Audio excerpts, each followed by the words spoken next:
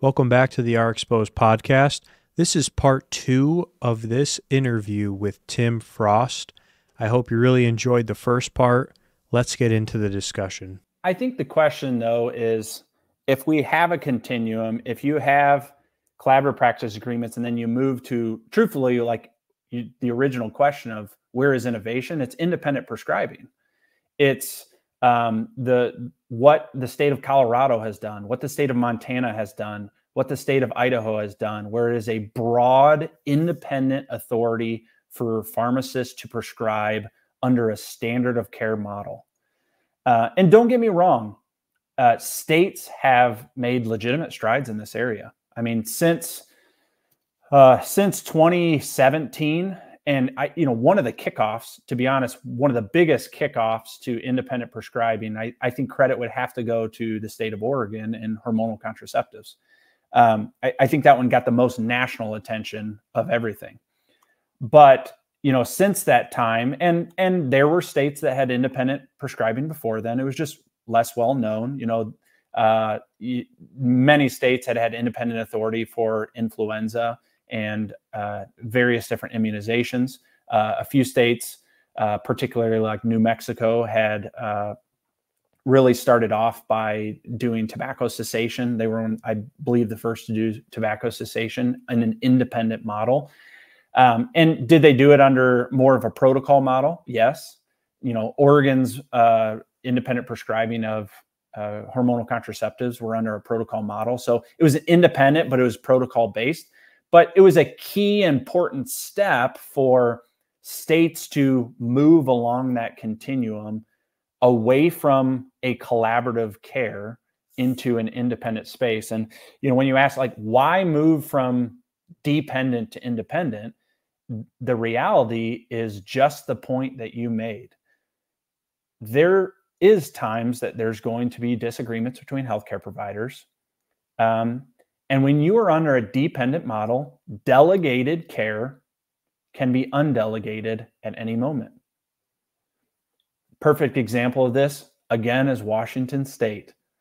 In the last 3 years, they have battled with the medical association on population-based collaborative drug therapy agreements, which have been in place for over 40 years. They've had 40 years of success, 40 years of evidence, multiple published studies, and the medical association came for the throat to try to undermine a very successful patient care model.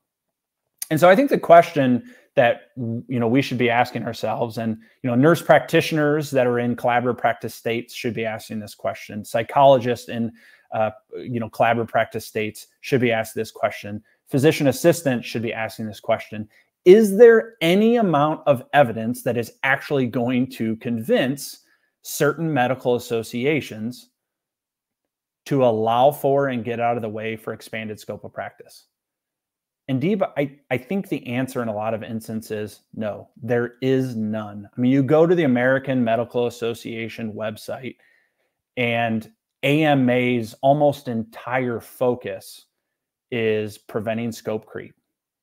And it isn't evidence-based, it isn't founded, and it doesn't cite the thousands of studies that are out there in the US, in Canada, in the UK, in Australia, that do legitimately prove that independent authority is the next step and where all healthcare professionals should be going under a standard of care model. But you're exactly right. Every state is going to have to work through the legislative process, work through the regulatory process, navigate the nuance of, other providers may not be fully supportive of it. And so they need to expect to have a negotiation conversation in some instances, maybe a little bit of a heated negotiation to get towards where they need to go. But one thing is for sure, we have to get there, and we have to get there for patients. If we don't get there for patients, costs are going to continue to rise. Care is going to continue to be fragmented. Ironically, all the things that you would hear from a medical association of the what ifs of how things are going to go wrong It's quite the opposite. If we don't move for pharmacists, for nurse practitioners, for physician assistants, the future is independent care delivered collaboratively. And I want to be clear about that. It's not about not willing to work within the medical home model. It's not about creating fragmented patient care. It's not about increasing anybody's liability. At the end of the day, if care is going to be the best, if patients are going to be able to have the access that they need to quality care, care needs to be delivered independently, but still collaboratively. And I think every pharmacist supports that. Every nurse practitioner supports that. Every physician assistant supports that. Nobody doesn't want to work within a collaborative healthcare model, but it doesn't change the framework that they want to work within their education, training, and experience. And right now we have ceilings that we have to break. We've got to move and get towards a standard of care model. Yeah, some really great points. I appreciate the perspective that you brought, and just generally speaking, kind of laying out the opposite side of, the question that I asked, really, of what is the evidence for something? Well, really, what is the evidence to prove that it's not safe, right? It's kind of just flipping the script and asking that important question that you don't have to have a study to prove that everything is necessarily safe. Can you also find studies that prove things are actually harmful? And is there evidence to some of those things? So that's actually a really good point, and I'm glad that you brought that up. And also, just generally speaking, the topic of independent prescribing, the continuum, moving pharmacists and their prescribing ability and practicing at that level where you can offer those services within a collaborative setting, not necessarily a collaborative practice agreement, but within that collaborative care where you're working amongst other healthcare professionals and within that medical home model to, really ultimately give a patient options, give the patient access, and give the patient a choice in terms of someone that they can go to, right? Somebody that they have the option to be able to see for certain types of things that are going on within their healthcare. Thank you so much for your continued support. I hope you're enjoying the episode. If you wouldn't mind subscribing, liking the video or podcast, leaving us a review or a comment, I really appreciate your support and feedback, and this is a real easy way to show it. Back to the episode. All right, so Tim, you've talked a lot about advancements, evidence. We've talked about challenges, but there's really one piece that I am dying to hear from you, and I'm curious to hear your thoughts on. One thing that is very apparent within not only pharmacy, but I think just in general, the healthcare space, is that there's various groups, individuals, organizations, etc., that post things on the internet and social media, and they're highlighting, and you can even talk about media, just general media. They're highlighting negative aspects, negative things that are happening within healthcare and pharmacy. So generally speaking, I'd be curious to hear, what are your thoughts on that topic? Do you think that causing a commotion in a negative sense is really the right pathway to go about it? And maybe what advice would you have to those who are voicing those types of concerns? Good question, Dee. I think, at the end of the day, I think it's important that everybody has the ability to express, how they're feeling in a free speech environment that in any way that makes sense for them. The reality of where we're at in healthcare, and particularly pharmacy, is everybody's feeling it. They're feeling the strain. They're feeling the burnout. They're feeling the changes, and some of that is maybe historical. Some of that is coming off of COVID-19, but I think we need to go back to maybe what we've talked about kind of this entire time and ask ourselves, why is there a lot of negative media? Why is there a lot of negative outreach as it relates? Why are we having the burnout that we're having? And I think you could really summarize a lot of this back into overregulation. And the short part of that is when you aren't able to take care of patients according to your education, training, experience, when you are spending copious amounts of your day thinking about whether or not you're going to have an issue with DEA, or whether or not an inspector is going to show up and write you up for a $100,000 fine, or whether or not you got your CE done in the last month. Like, whatever the requirement is, and we could go down into compound, and we could, there's so many different avenues. Like, the more restrictions you have, the more time you're spending thinking about, am I in compliant or not? And eventually I think that takes its toll, right? Because there's the normal day-to-day realities that pharmacists are handling and the day-to-day interactions with patients. But the more you think about all of those other restrictions, I believe it contributes towards burnout. I believe staffing ratios increase burnout. When you have ratios in place, you now are limiting what the business model is and what you can do as a pharmacist. And Deeb, you as a pharmacist might be able to handle a completely different amount of technicians and properly supervise them safely than I can, than the next pharmacist can. So why would a state board of pharmacy put a ceiling on you and create more burnout for you in your situation? I think we also have technology restrictions.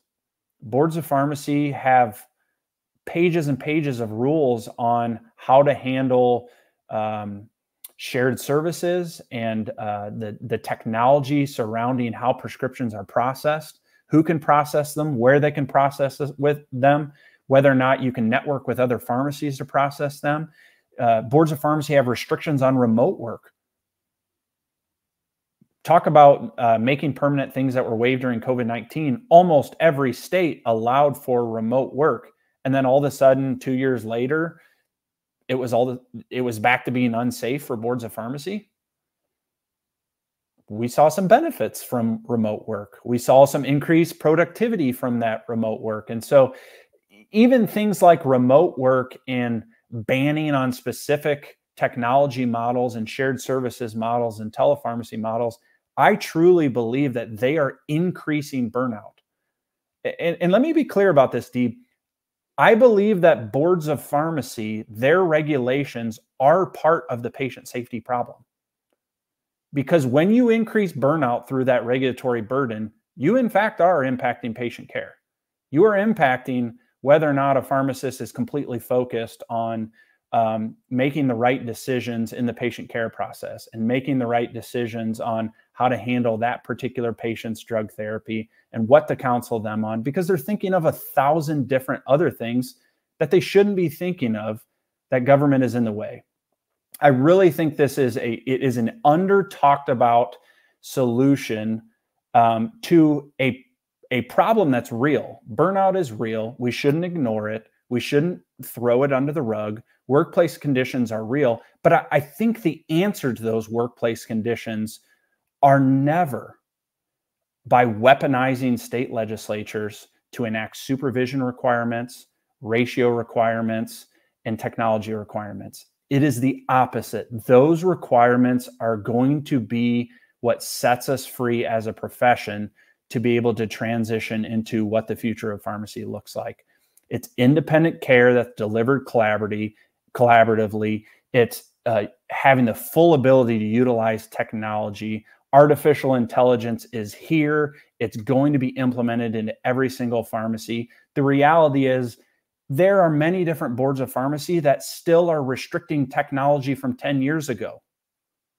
And today we're asking for waivers from those boards of pharmacy to allow for that technology. How are those boards of pharmacy going to regulate artificial intelligence? Are we going to add another 100 pages to our statute and rules for artificial intelligence? The reality is these conversations are creating more regulatory burden. It is more headspace for pharmacists to think of when they should be thinking about their patients. And I truly believe that it is creating issues. It's creating burnout. It's creating workplace conditions. Boards of pharmacy need to get out of the way. They need to let pharmacists do what they do best, take care of patients, work within their education, training, and experience. Some really interesting points and a really interesting take on just a general topic. And I think the one follow up that I want to ask, since you generally speaking, we're talking about this and bringing different aspects into the equation, would be, what role do you believe the preparation of students going into the profession of pharmacy, so kind of linking it to colleges slash individuals who are graduating and going into the profession? Because a lot of what you've been talking about is, pharmacists might be worried about this or that on their daily basis. Some of it, obviously, I agree with you, has to do with the laws and the rules and making sure you're, not violating some of those things. I think some of it has to do with volume. A lot of the things that people are seeing on a day-to-day basis, just generally speaking, they're seeing a lot of volume in terms of different areas, different stores, different hospitals, different, people sometimes see a lot of patients per day, right? Some of these pharmacies out there, that's part of the equation. Another part of the equation would be, just generally speaking, the person's skills and abilities that they have in the setting that they're in. So each individual, I think you made that point, has different skills and abilities. One person may be able to manage a certain situation much better than another person. They could manage a certain situation to a higher level with less people, with less resources, right? Everybody's at a different level. So what role do you think the colleges have to play in this equation and the preparation of people who are coming into the profession more modernly? That's a great question, Deeb. I think an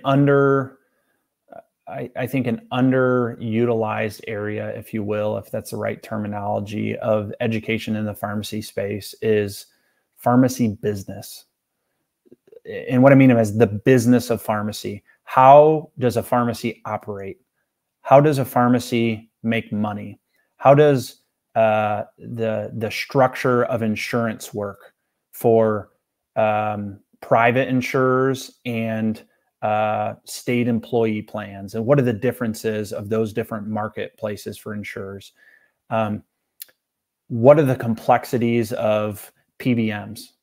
And how do those PBMs play into the reality of the pharmacy business?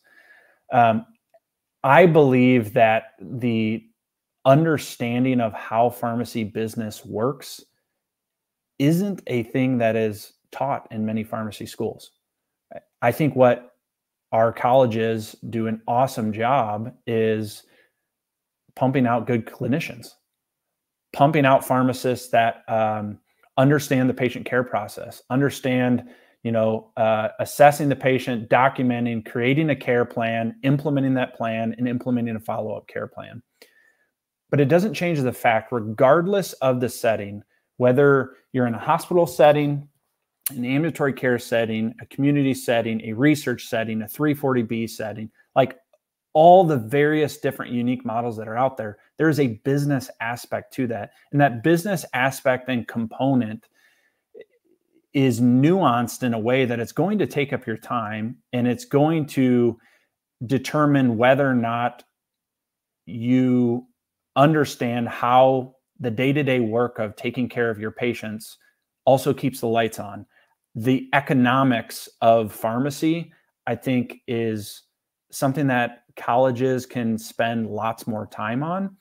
And I'm hopeful they do, because I really think it'll create graduates that are more prepared on day one to not only take care of their patients, but be thoughtful into how the whole model and the drug channel works, from manufacturer to a dispensed prescription, or from manufacturer to making a clinical decision on that patient. I think that's an important piece that we probably need to optimize and increase some awareness on with the colleges. Yeah, that's a really good point. So in essence, you believe that there is a emphasis and a positive emphasis on the clinical side and the drug treatment and the therapeutics and etc. And we may be lacking, or schools may be lacking, in terms of the kind of the business operational slash just some of those skill sets that people can utilize no matter what setting they're in, that are ultimately going to probably be part of people's day to day and their jobs and their careers, but they're not necessarily being focused on within some of our schools in terms of like a spotlight being put on those areas, right? They may just be like a single class or a single lecture rather than something that's revisited or something that's like emphasized within the curriculums. 100%. And it can be so many different things. It could be everything from, the clinical work they're doing to independent prescribing, to drug administration, to a clinical program like vaccines, to prescription adaptation and med sync programs and meds to beds. And we could go down the list over and over and over, all the different things that a pharmacist, we could even get into some of the things that a pharmacy technician can or can't do. None of that matters if you don't layer in, how does this impact the business? How much time can I spend on this to be profitable? How does insurance play into every single one of those things? And insurance and PBMs play different into dispensing than into prescribing, which is then different into how a prescription adaptation might be, which is then different into a non-product service such as medication reconciliation, where it becomes a different billable service. All of these are unique business aspects that the insurer and the payer world has different ways to tackle from both a federal government standpoint and a state government standpoint. So a difference from a public employee standpoint and a difference from a private employee standpoint. All those things have massive impacts on a business and whether or not that business is profitable. And naturally, businesses want to be profitable. If businesses can be profitable, they can also take care of their bottom line, which allows pharmacists to continue to take care of patients. And there is an economic balance to every conversation in healthcare. We can't be naive to there's an economic proposal to taking care of patients and the business of healthcare and the business of pharmacy. And I think colleges could really help increase awareness and level of understanding, more incorporation of this into their curriculum to not only create incredible pharmacists and incredible healthcare providers, which I think we're getting right now, but also understand the economics of healthcare and the economics of business and how, their passion of taking care of patients, how it plays out on paper from a business standpoint for them to continue to be able to do that for as long as they want in their career. Yeah, no, those are really, really great points that you made. And I agree that there needs to be a better balance and there can be a better balance. And some people, on the other hand, would argue that, I don't go to healthcare. I don't get into healthcare to run a business. I don't go into pharmacy to learn how to operate a business. But to your point, at the end of the day, healthcare, whether we like it or not, is a business. It is a service that's offered to people. And generally speaking, it's taking care of someone's health. But at the end of the day, you have to make money to be able to take care of people and to be able to keep your lights on and to be able to pay the individuals to offer those services, right? Like it's kind of almost like a utopian vision to, unless you're doing, in my opinion, unless you're doing work that's more like medical mission based, where you're going somewhere where there's people that are not fortunate and you're providing that care for really, pretty much pennies at any cost. You're really just taking supplies and things over to these countries. We live in America. Things are a business here. This is how America operates. And to be able to offer healthcare, to your point, individuals need to understand and be educated on how businesses work and how they play a part within the healthcare industry and the business to offer clinical services and medications and other things to those patients. So I think you're right. At the end of the day, that is a very critical part that needs to be focused on. The one thing I do want to circle back to is the media, right? Because that's the other part of this equation is we could be doing, and we saw some of this during COVID, we could be doing the most wonderful things within healthcare and pharmacy, but there's still the negative media. And it comes not just from the media, when I say like mainstream media, but within the profession, within healthcare, with individuals, with groups, with etc. Like, what are your thoughts on the media and the individuals, organizations, etc., who are focusing on the negative side of things? Well, Deeb, I think the short answer is it's people like you in this podcast to start having dialogue around historically controversial and emotional topics and talk about solutions. I mean, I don't think it's going, you know, at the end of the day, there will always be some negative media. History has shown, right? From before newspapers to implementation of newspapers to then radio to then our phones and the internet and the way media is now on a, you know, multiple social different platforms. Society, there's always been opportunity for negative media, always. But there's also opportunity for positive media in every single one of those instances. And I think it takes people like you in this podcast, and it takes our national association, and it takes other pharmacists and healthcare providers to be open to dialogue, open to being solution oriented.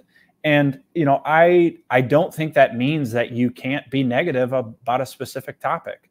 You know, if we had a point counterpoint of many of the different topics I've talked about today on overregulation and making COVID-19 waivers permanent, for every person that would agree with me, there's going to be a couple that disagree with me.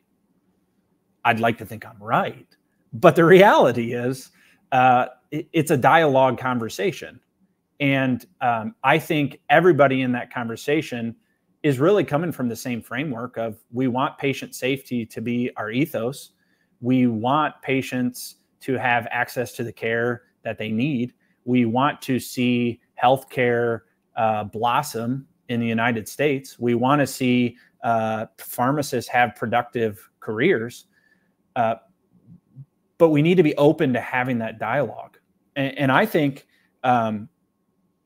sometimes when you shut down that dialogue, when regulators don't want to talk about technology, when regulators don't want to have tough conversations around supervision and what technicians can or can't do, and whether or not their restrictions that they implemented in 1990 are still relevant today in 2024, I think the unwillingness to have those conversations is what is causing the negative media, is causing the outrage. And so, I mean, my encouragement for pharmacists, for regulators, for associations, for colleges, continue to open those lines of communication. Be willing to disagree, but at the same time, bring solutions to the table. Talk about what has worked in other states. If it's been successful in another state for decades, there's a good argument that it's safe to do. If it's been successful in another profession for decades, there's a good argument that it's safe to do.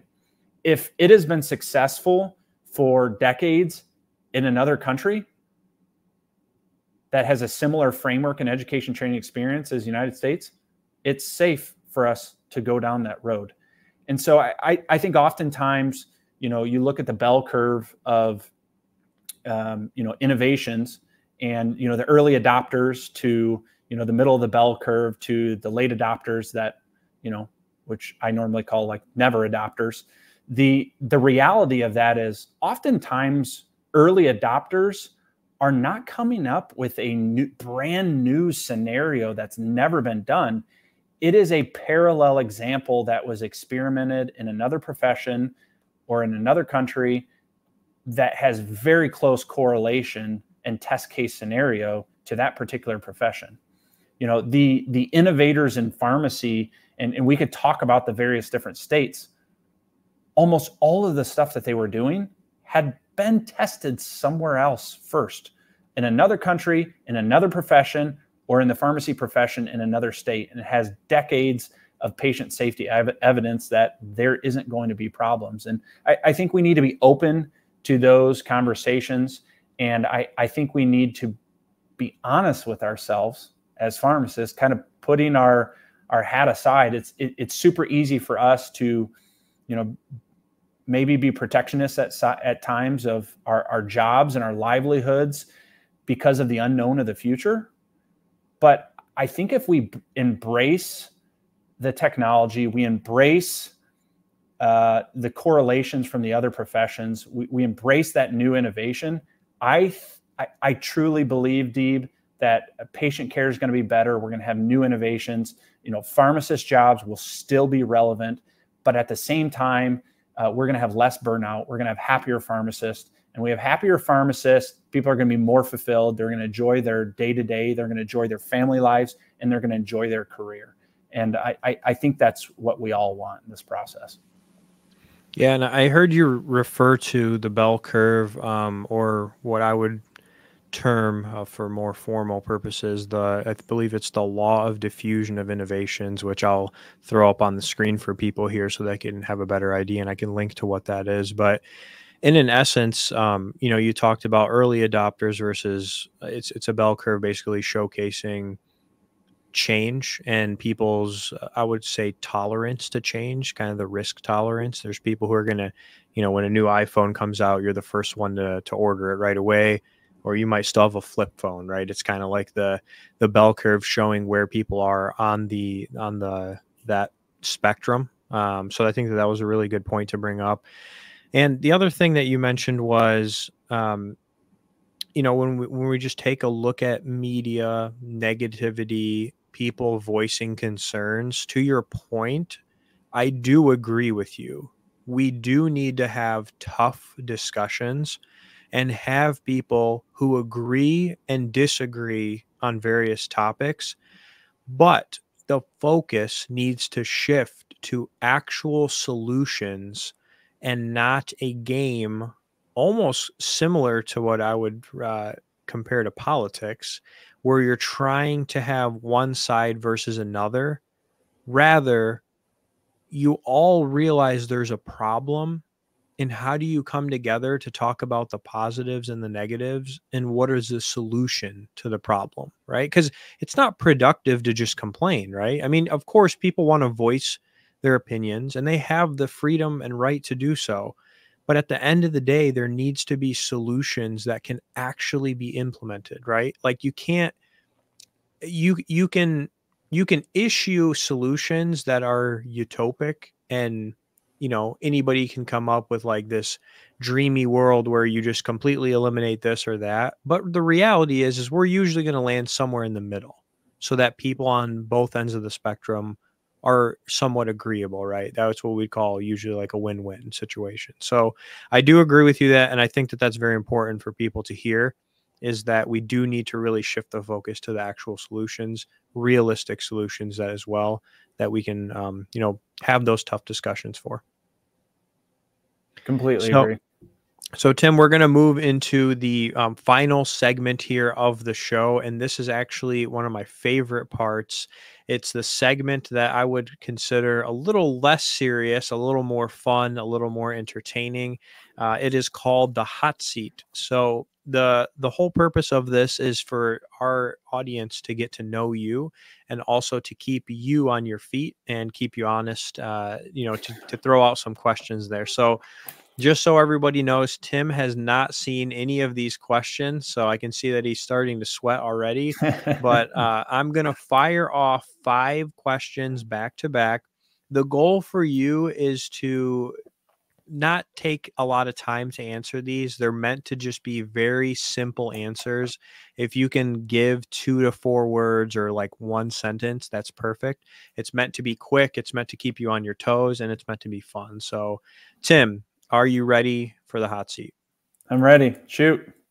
All right, here we go. You are now on the hot seat. What is your favorite season and animal to hunt? Archery elk season, and that is in September in the vast majority of states. Are pharmacist to technician ratios a way to solve staffing issues? Absolutely not. Pharmacy technician ratios in states are creating more issues. Will Michigan beat Ohio State in college football in 2024? Absolutely. Go blue, baby. Would you advise students who are currently in high school to look into a career in pharmacy? Absolutely, if it makes sense for them. I think if you're really thinking through where pharmacy and the trajectory it's going, I think I am very optimistic about its future, as long as we solve some of the problems we've talked about today. All right, and this last one, this one's gonna cause some ruffles. Who will be elected as president of the United States in 2024? Ooh, good question. Flip of a coin, 50-50. All right, Tim, you are officially off the hot seat. Thank you. Tim, for the guests out there who have stuck around and are interested in connecting with you or maybe learning more about you, where can they connect or find with you? If you have social media pages, a website, etc., I'm happy to link those as well within the show episode in the notes. But where can they find you? Sure. From a professional standpoint, would love to reach out, connect with me on LinkedIn. I spend quite a bit of my time there and try to provide some value to my network, certainly from a regulatory side and some of the day-to-day things I'm working on. I'm present on Facebook. If you'd like to see the business of 50 Elixir and have interest, it's www.50elixir.com. Feel free to go take a look at that website as well. And if it makes sense from a business standpoint, would love to have a conversation. And the last thing I will point out, since I didn't hear you mention this, is that I know for a fact that you've authored a lot of different papers on various topics that we talked about today and things that we didn't talk about. So, they can also look up, I think, your name, and they'll find some publications and whatnot on various topics if they're interested. So, Tim, last question that I want to ask is, in your journey as a professional, what has been the most significant lesson you've learned, and what advice would you give people who are listening who aspire to make a positive impact? I think first, you have to be self-aware. I think the first part of just every mentor I've had in my life has encouraged me to hone in on, what I like, what I don't like, what are my strengths, lean into those things. So I think having a self-awareness is going to be key to be connected towards long-term professional satisfaction. I think some of the day-to-day lessons we learned as kids of hard work, character, integrity, don't ever compromise those.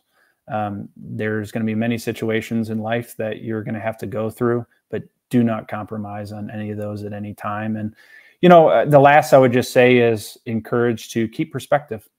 And, at the end of the day, whatever you're going through right now, the darkest valleys always get sunlight. It just takes a little bit longer. And so there are ups and downs in career. You might be on top of the tsunami wave, riding it and having an awesome time. And you also might feel like you're in a riptide right now, but keep perspective. If you're a pharmacist, if you're a pharmacy technician, you're in a good career. If you have a job, you have something to be thankful for. If you have a family, you have something to be thankful for. Keep perspective in the down times, and I can assure you, you'll be riding the wave soon enough. Really, really great advice, and I'm sure a lot of people out there will appreciate that. So thanks for sharing that. Tim, it's been a pleasure. I really enjoyed the discussion. I hope the audience and listeners also got something out of this. So I want to say thank you so much. You've officially been RxPOSED. Thanks, Steve. Thanks.